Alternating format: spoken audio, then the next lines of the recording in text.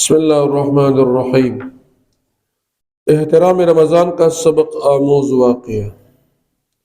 نزہۃ المجالس میں ایک واقعہ لکھا ہے، یہ وہ وقت تھا جب مسلمان غالب تھے اور کفار ان کے درمیان رہتے تھے۔ ایک مرتبہ ایک مجوسی کے بیٹے نے رمضان مبارک کے دنوں میں کھانا کھایا۔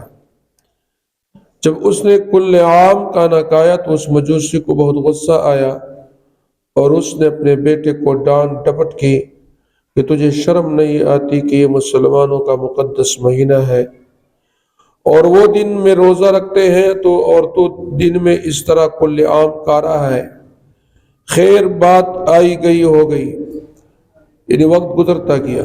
اس مجوسی کی پڑوس میں ایک بزرگ رہتے تھے۔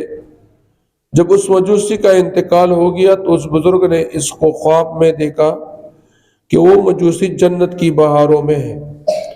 وہ بڑے حیران ہوئے۔ اس نے پوچھا کہ آپ تو مجوسی تھے اور میں آپ کو جنت میں دیکھ رہا ہوں۔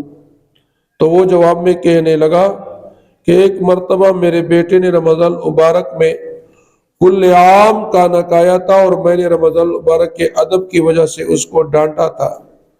اللہ تعالیٰ کو میرا یہ عمل اتنا پسند آیا کہ موت کے وقت مجھے کلمہ پڑھنے کی توفیق نصیب فرما دی۔ اس طرح مجھے اسلام پر موت آئی اور اب میں جنت میں مزے لے رہا ہوں۔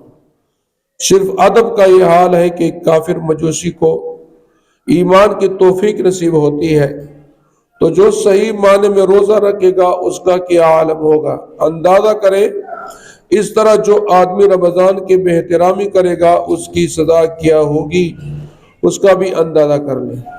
یعنی کم سڑائے چلو مسلمانانوں کے ندے کافر دے اور دد رمضان مبارک احترام اکر اللہ جل جلالہ آغتا ایمان نصیب کو جو کم سڑائے دا سوی چاگ مسلمان وی آغت احترام دا رمضان ادب ساتھی نو تو ہے چاہ اللہ باغتا بے عجر شمرہ ورگی ممدغ شانتا کم سڑائے چھ رمضان مبارک بے ادبی کئی نو اللہ جل جلالہ باغتا بے سزا شمرہ سختا ورگی۔